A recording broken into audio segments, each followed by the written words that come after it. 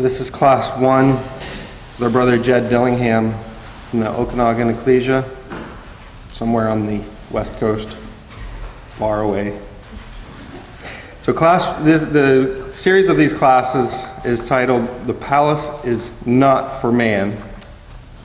Our first class this morning is titled, "My Place Which Was in Shiloh," and our reading is going to be taken from 1 Samuel 2, verses 11 through 36. 1 Samuel 2, verses 11 through 36. And Elkanah went to Ramah to his house, and the child did minister unto the Lord before Eli the priest. Now the sons of Eli were sons of Belial. They knew not the Lord. And the priest's custom with the people was that when any man offered sacrifice, the priest's servant came while the flesh was in seething with a flesh hook of 3 teeth in his hand. And he struck it into the pan or kettle or cauldron or pot. All that the flesh hook brought up, the priest took for himself. So they did in Shiloh unto all the Israelites that came thither. Also before they burnt the fat, the priest's servant came and said to the man that sacrificed, "Give flesh to roast for the priest, for he will not have sodden flesh of thee, but raw." But if any man said unto him, "Let them not fail to burn the fat presently, and then take as much as thy soul desireth," then he would answer him, "Nay, but thou shalt give it me now. If not, I will take it by force." Wherefore the sin of the young men was very great before the Lord, for the men abhorred the offering of the Lord. But Samuel ministered before the Lord, being a child girded with a linen ephod. Moreover, his mother made him a little coat and brought it to him from year to year when she came up with her husband to offer the yearly sacrifice. And Eli blessed Elkanah and his wife and said, "The Lord give thee seed of this woman for the loan which is lent to the Lord." And they went unto their own home. And the Lord visited Hannah, so that she conceived and bare 3 sons and 2 daughters. And the child Samuel grew before the Lord. Now Eli was very old, and heard all that his sons did unto all Israel, and how that they lay with the women that assembled at the door of the tabernacle of the congregation. And he said unto them, "Why do ye such things? For I hear of your evil dealings by all this people. Nay, my sons, for it is no good report that I hear. Ye make the Lord's people to transgress. If one man sin against another, the judge shall judge him. But if a man sin against the Lord, who shall entreat him for him? Notwithstanding, they hearkened not unto the voice of their father, because the Lord would slay them. And the child Samuel grew on, and was in favor both with the Lord and also with men. And there came a man of God unto Eli, and said unto him, "Thus saith the Lord, Did I plainly appear unto the house of thy father, when thou wert in Egypt in Pharaoh's house? And did I choose him out of all the tribes of Israel to be my priest, and to offer upon my altar, to burn incense, to wear an ephod before me? And did I give unto the house of thy father all the offerings made by fire of the children of Israel? Wherefore kick ye at my sacrifice and at mine offering, which I have commanded in my habitation, and honorest thy sons above me, to make yourselves fat with the chiefest of all the offerings of Israel, my people? Wherefore the Lord God of Israel saith, I said indeed that thy house and the house of thy father should walk before me forever. But now the Lord saith, Be it far from me. For them that honor me, I will honor. They that despise me shall be lightly esteemed. Behold, the days come that I will cut off thine arm and the arm of thy father's house, that there shall not be an old man in thine house. And thou shalt see an enemy in my habitation, and all the wealth which God shall give Israel. And there shall not be an old man in thine house forever.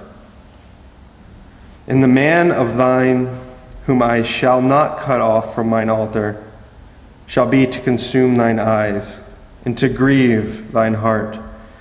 And all the increase of thine house shall die in the flower of their age.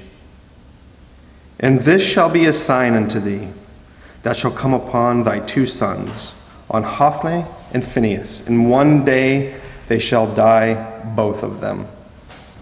And I will raise me up a faithful priest, that shall do according to that which is in mine heart and in my mind, and I will build him a sure house. And he shall walk before mine anointed forever. And it shall come to pass that every one that is left in thine house shall come and crouch to him for a piece of silver and a morsel of bread, and shall say, Put me, I pray thee, into one of the priest's offices, that I may eat a piece of bread. So be pleased to give our attention to our brother Jed Dillingham for his first class.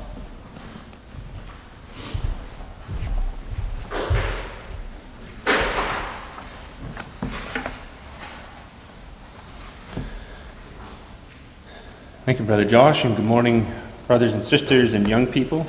I bring with me the love and greetings of your brothers and sisters in the Okanagan Ecclesia and the Seattle Ecclesia and the Vernon Ecclesia.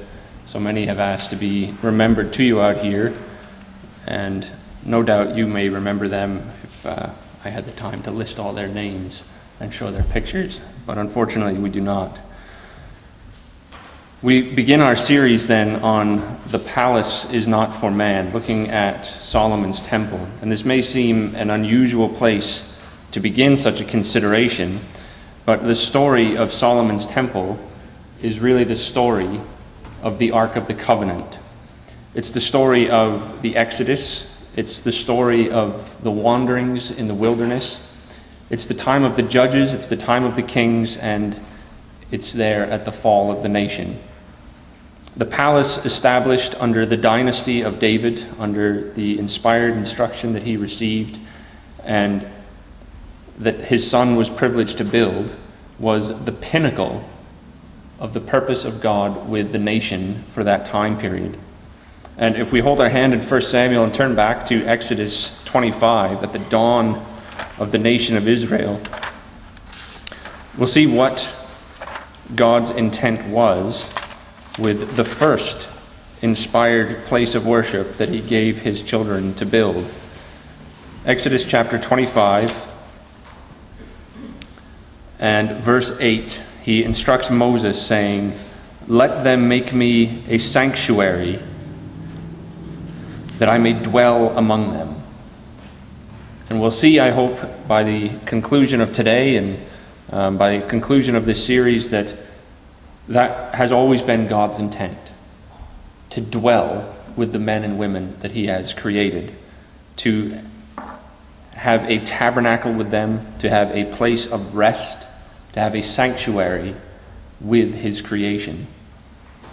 And we'll see in our ensuing studies, as we look at the establishment of the house, as we look at the individuals that were involved in the planning, in the construction, and in the dedication of the house, that the theme of a resting place is prevalent throughout it. A resting place most specifically for the Ark of the Covenant, the mercy seat. And it is called by David, the temple is called by David a palace. And it's not a mistranslation from the Hebrew to the English. It is the word for palace. It's the same word used for Shushan, the palace. It's a palace for a king. And the mercy seat is his throne. It is the throne of grace. And when we consider the pattern of the tabernacle, when we consider the pattern of the temples, there's this progression that leads into an audience with the king at the mercy seat. David perceived the great privilege that he had to build a palace for his king. Not just a place to come and offer sacrifice and to offer prayers, but the King of Kings. The only king that could rule over other kings perfectly, and the king that David would gladly, as he says to Michal, make himself more ashamed and more, in Michal's eyes, humiliating before, because he was happy to shed the robes of a king before the throne of his king. So we begin the story not all the way back at the creation of the Ark of the Covenant, but here in Shiloh, where the tabernacle has been for some time. And it seems from looking at the context throughout the time of Samuel and the Judges, that, and even into the time of David, that the tabernacle had a circuit that it followed. It still existed in a transient form, where we'll see as we look here in 1 Samuel, the first few chapters, that there seems to be a permanent structure for the nation to come and worship at. But we see from other passages that the tabernacle was at that time in Gibeah, or in that season in Gibeah. So it seems to still have been used as a portable house of worship that would go on a circuit throughout the nation. But here in Shiloh, it had a permanent home that it would return to.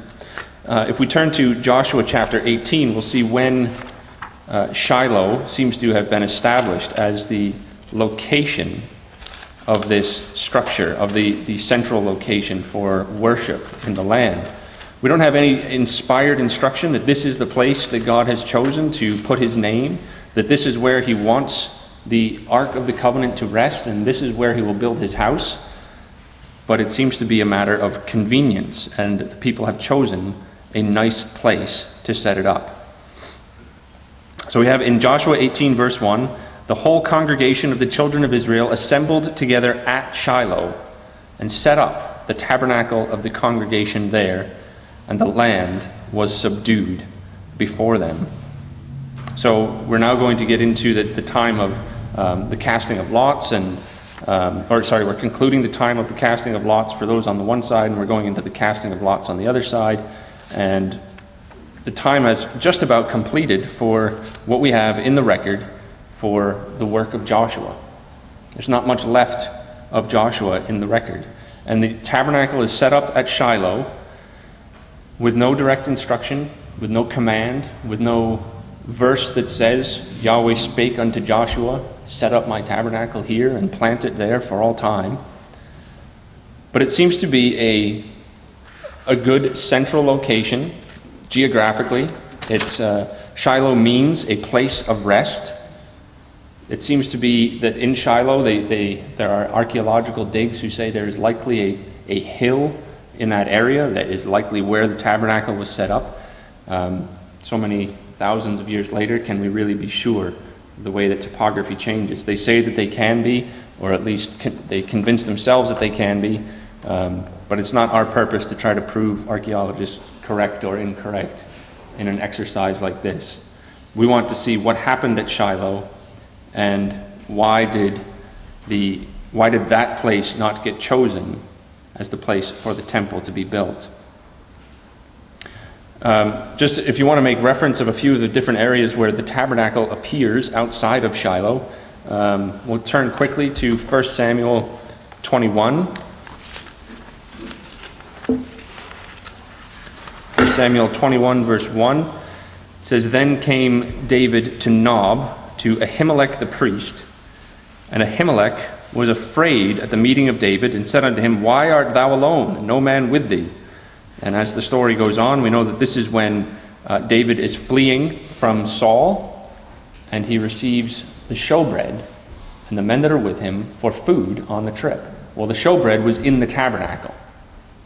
So he comes to Nob, to Ahimelech the priest, and receives the showbread. So he has to be at the tabernacle to receive the showbread. So we know that the tabernacle was in Nob. And if we come over again to 1 Kings chapter 3, and verses 3 and 4,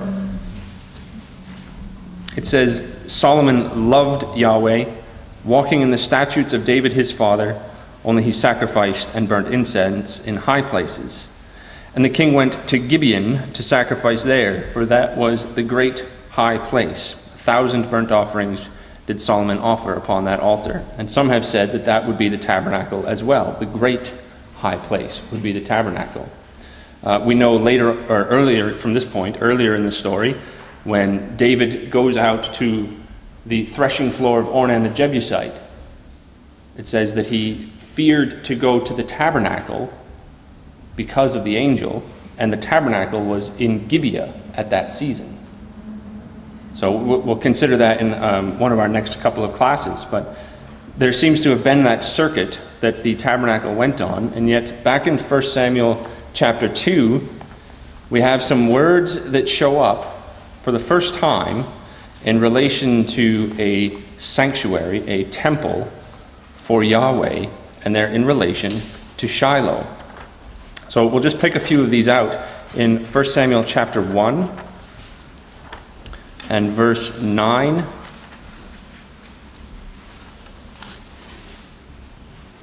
It says, "So Hannah rose up after they had eaten in Shiloh and after they had drunk.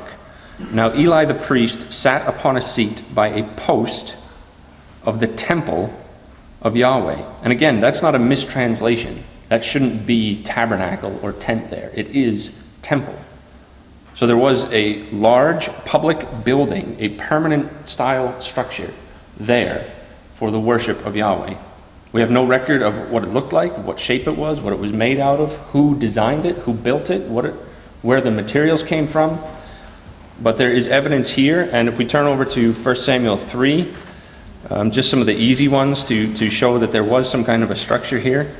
1 Samuel 3, verse 3, we have this, of course, chapter 3 is the calling of Samuel to service.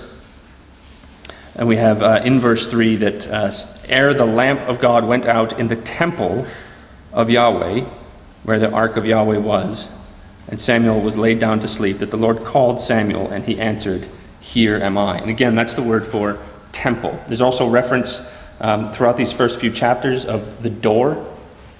There's a physical door. It's not a curtain anymore. It's a door. So there are a few hints, if we are carefully reading through our scriptures, to tell us that there was some kind of a structure here, a building that the ark was in, that the tabernacle's contents resided in when it was not on its circuit throughout the nation. Now, the hymn that we opened with this morning, you may have noticed, we read from the latter part of 1 Samuel 2, verses 11 to the end. But that hymn that we sang, hymn 104, is based on the prayer of Hannah, the first 10 verses of 1 Samuel 2. That prayer that shows the faith of this woman who, in time of great trial, recognized that there was only one who could save, there was only one who could lift up, there was only one who could exalt, and it was to him that she should make her appeal. And the rest of that chapter, as we go through, reveals the wickedness of the system that she had to deal with. It reveals the wickedness of Eli, the wickedness of his sons, and we might extrapolate from that the great depression that the people of Israel would feel, having a wicked priesthood leading them in service.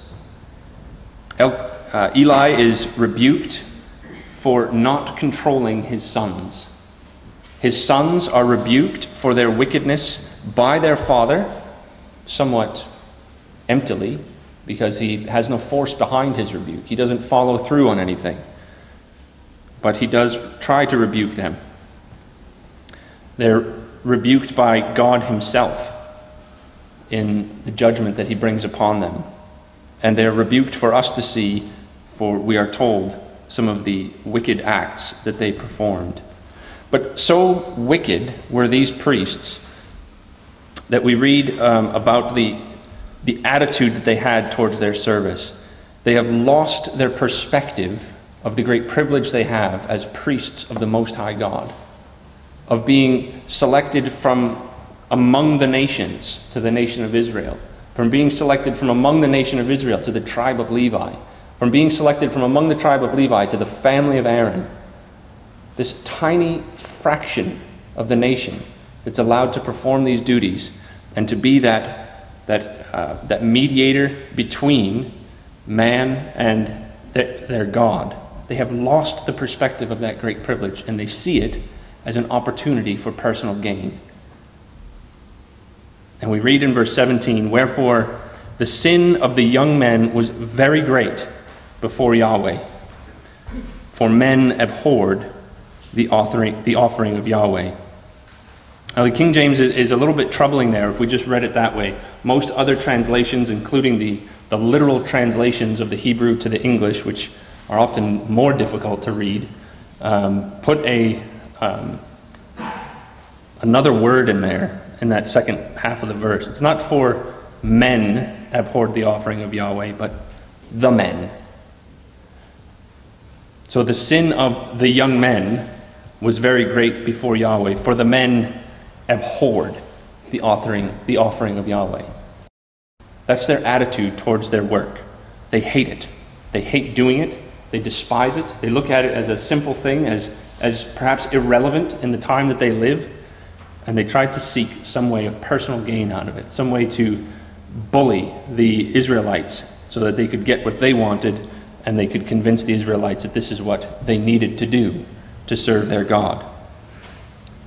The temple of Yahweh in Shiloh had become a place not of rest as it was intended, but a place of wickedness and violence, where the priests would seize your offering from you if you did not give it to them.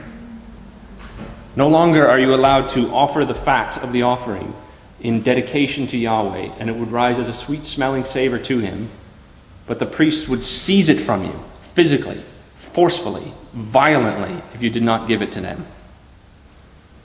How would that affect the mindset of the nation? Would they still want 3 times a year to come up to Shiloh and present themselves before Yahweh? At the Feast of Tabernacles, at the Passover, at the dedicated seasons that they're supposed to present themselves for these things? Well, the same terminology that's used about what happens to the nation as a result of the sins of Hophni and Phinehas is used about Jeroboam. If we turn over to 1 Kings 13, keep your hand there in 1 Samuel. We turn over to 1 Kings 13, very familiar territory about the sins of Jeroboam, where he likewise, in a somewhat different way, but likewise has taken the principles of the truth and twisted them for his own personal gain. Hophni and Phinehas were still before the tabernacle, twisting the principles and the roles that were given to them for their own gain. Jeroboam has set up his own system, foggily based on the principles of the truth, to confuse the nation and make them think that this was sufficient. But what he did is recorded as affecting the nation of Israel in a very specific way. So 1 Kings 13, verse 33, "After this thing Jeroboam returned not from his evil way, but made again of the lowest of the people priests of the high places. Whosoever would, he consecrated him, and he became one of the priests of the high places.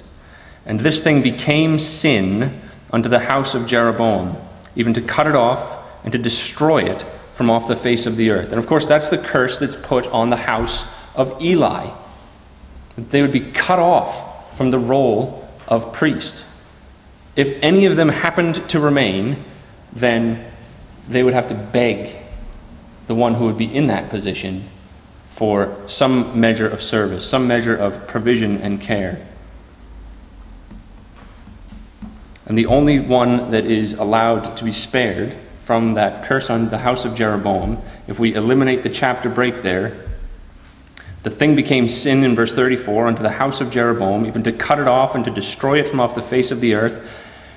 And at that time, Abijah, the son of Jeroboam, fell sick. And we're told later on that there was something good seen in him, and he was taken. But as soon as this is recorded, if we eliminate that chapter break, we read in verse 34 that his house would be cut off and destroyed from the face of the earth. In the very next verse, his son gets sick. That's how God views those who would take away, who would use his service, his organization of things for their own profit, for their own gain. Of course, we know the phrase that is very familiar to us in relation to the sin of Jeroboam. It becomes a mantra throughout the time of the kings of Israel and some of the kings of Judah that they did not depart from the ways of Jeroboam, the son of Nebat, who made Israel to sin. He led them down the wrong path, and he made it easy for them to sin. Jeroboam convinces them that this is the right thing to do, and he sets up a system that makes it easy for them to do it. Whereas Eli's sons, Hophni and Phinehas, do it by force. The same thing is recorded, that it made Israel to sin, that he led them down the wrong path. And if we go back to 1 Samuel 2, we'll see that Eli recognizes that. Eli recognizes that what they are doing is not just their own sin, but they are now causing others to sin. So 1 Samuel chapter 2, verse 22, we read this already. Eli was very old and heard all that his sons did unto all Israel, and how they lay with the women that assembled at the door of the tabernacle of the congregation, which incidentally, Phinehas should have known what his namesake did to those who laid with the women at the door of the tabernacle of the congregation. His namesake would have never engaged in what he was engaging in. Verse 23, he said unto them, Why do ye such things? For I hear of your evil doings by all this people. Nay, my sons, for it is no good report that I hear. Ye make Yahweh's people to transgress.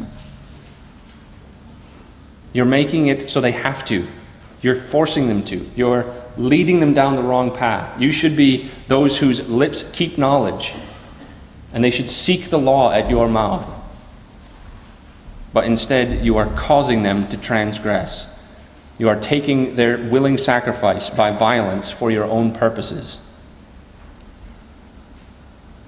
And for that reason, God delivers a prophecy, not about Shiloh, but about the priests who served at Shiloh.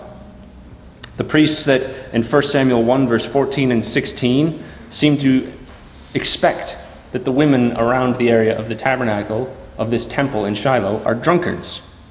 Priests, we're told in chapter 2, verse 12, didn't know Yahweh. Well, we know from Malachi and from other passages that that was their responsibility, not only to know Yahweh, but to proclaim him, to proclaim his law, to keep those things as a treasure for the nation and make them accessible to them. But these priests themselves didn't know Yahweh. 1 Samuel 2, verse 17 says that the priests were the worst sinners in Israel, for they abhorred the offering of Yahweh. The sin of the young men was very great.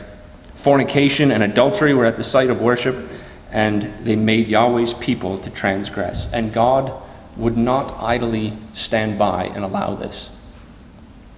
He would not allow the Ark of the Covenant to be watched over by those who despised the offerings that brought his people near to it. So the prophecy in relation to Eli is not in relation to Shiloh specifically, but outworks itself so that God extricates the Ark of the Covenant from this wicked environment and sends the Ark once again on a wandering in the wilderness. Some of the people do follow it, as in the past. Some of the people are thrilled to have it arrive at their doorstep. And some, as it were, put it in a tarp in the backyard, not knowing what to do with it. The prophecy about Eli in 1 Samuel 2, verse 27 to 36 is, we've had this read. It lays out the reason and the result. Why God is going to do this and what it is that it will mean for him. We'll pick a verse out here that says in verse 33, The man of thine whom I shall not cut off from mine altar shall be to consume thine eyes and to grieve thine heart, and all the increase of thine house shall die in the flower of their age. Now we've already been told earlier in 1 Samuel 2 that these were young men. They're serving as priests. They're at least 30 years old. And the term young men is applied to those who are in their 40s. So they're in the prime of their life. They have experience, they have knowledge, they have physical strength. God says they're going to die in the flower of their age because of what they've done. And this is going to be a generational effect. Your family line is not going to end right here. But anyone who survives is not going to make it to a ripe old age. There's going to be a curse upon your household because of what you have done in despising my offering. And we come through an interesting aside. We come through to the end of chapter 2 in verses 35 and 36, where it says, I will raise me up a faithful priest that shall do according to that which is in mine heart and in my mind, and I will build him a sure house, and he shall walk before mine anointed forever. And then verse 36 is back to the curse upon the house of Eli. Now, your center margin might take you from 1 Samuel 2, verse 35, to references related to Zadok. And that's correct that this is talking about the house of Zadok, which would replace the house of Eli for the role of the high priest. This happens in the time of Solomon. But you notice the language. It's language that we would think, taken out of context, was from 2 Samuel 7, not from 1 Samuel 2. I will build him a sure house, and he shall walk before mine anointed forever. This is a promise, in that respect, on the par with the promises given to David, and it's given to a priest. So we have a sure house for the king and a sure house for the priest. Neither of which, we might say, is talking about the temple, but talking about a greater house and a greater role, a greater lineage that we all hope to be members of. Both members of that sure house being king priests. So, as we try to progress through the storyline here, we have before us a familiar story of Hophni and Phinehas now in the next few chapters making a fatal error. So we have to try to summarize these next few chapters and not go into all the detail. As I said, we're trying to follow the ark and to lay the context of why the ark had to be removed from this false temple in Shiloh. This temple that had become a place of wickedness instead of a place of rest. So Hophni and Phinehas have this curse laid upon them. Their father has told them about their wickedness. They refuse to change. The nation of Israel goes to war against the Philistines, and they're losing the battle. And the nation of Israel has had their minds poisoned against the truth by the priests that should have been encouraging it. And so the nation of Israel says, what we need is to bring the Ark of the Covenant, because the Ark of the Covenant has always saved us in the past. Ignoring the fact that it's not the Ark, it's the relationship that the Ark represents between God and his people. That is what has saved them. But they view it, unfortunately, as a talisman that can be called upon to release its magical powers and save them in times of trial. So they send for the Ark of the Covenant. The priests bring it. Perhaps it was Hophni and Phinehas alone. Perhaps there was more. Some calculations put the weight of the Ark of the Covenant well over 750 pounds, with the weight of the gold that was on it and the box and the staves and the contents that were in it. Be a difficult trek for two men to carry on staves by themselves. So it's likely there were two more of their relatives that would carry that with them. They come into the camp, and of course we know the exultant reply of the nation, that they think God is now with us because this Ark of the Covenant has come into our presence. Little did they know that it was the design of God to bring calamity upon them by the deliverance that they sought. And of course, the Ark is captured. Captured by not just anybody, but by their worst enemies. That nation that would be the thorn on their side forever until the time that Christ himself takes it away. And it's taken away from them, away from the wickedness of Shiloh, away from the wicked priests, away from Eli, who doesn't fall over dead at the knowledge that his sons have died, but falls over dead when he realizes the extreme that his sons have brought the situation to. That it's not just that the priesthood is taken out of the way. It's not just that the sons of Eli and his descendants will be forbidden from service, but God has removed his mercy and the seat of it from the nation. And so the ark goes on a journey once again. The ark, for lack of time, we won't go to all of these passages, but we have as we go through the next few chapters, we see the ark go to the house of Dagon, where it humbles the house and it smashes the house of Dagon. We have it go throughout the land of the Philistines, going from one city of the Philistines to another city of the Philistines, and for some reason the lords of the Philistines kept accepting it, even though the place it's coming from is experiencing plagues of mice and emerods and massive amounts of death in their young men. One king of the Philistines says, hey, do you want to take this? Oh, sure, we'll take it. What does it do? Oh, don't ask. And the Philistines are dying left and right, and to the point where they get together and they say, we have to do something. Let's send it back to where it should be. Let's send it back into Israel. And they devise this way to do it that unfortunately is copied a generation later.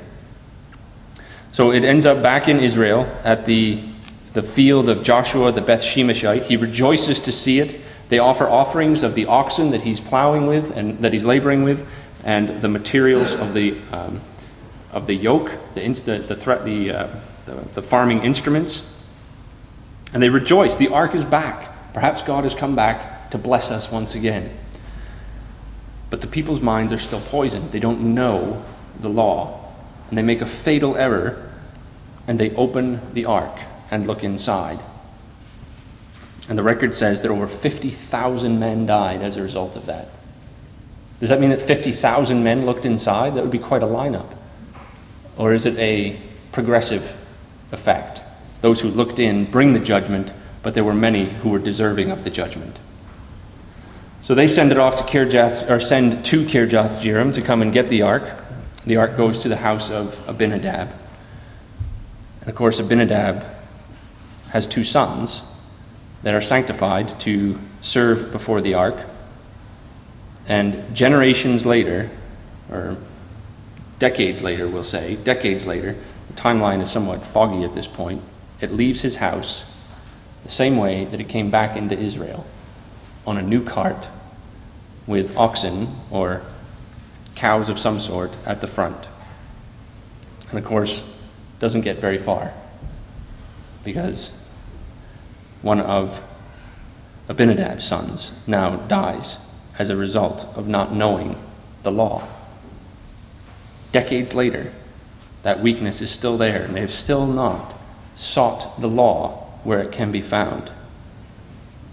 So the ark, though it is the seat of mercy and the throne of grace, travels around Israel, trying in God's way to bring them back to him, to show them the error of their ways, to reveal to them the need to return to him in the proper way. And after being misunderstood as a means to physical salvation, the ark spends years and years and years, once again, in a sense, wandering through the wilderness. And there's no great company of Israelites following after it, but there are those whose hearts seek it.